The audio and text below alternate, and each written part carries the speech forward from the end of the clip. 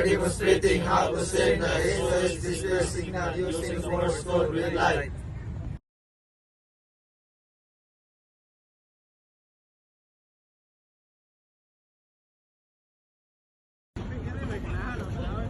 I'll be watching and decoding the signal using these timings. Short flash, about half a second. Long flash, about 1.5 seconds. Short pause between signals. Let's begin.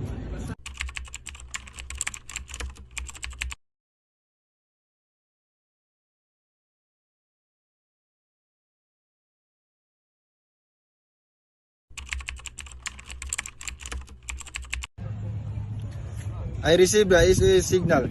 I saw 3 short flashes, then 3 long flashes, and then 3 short flashes again. This is the international distress signal, SOS.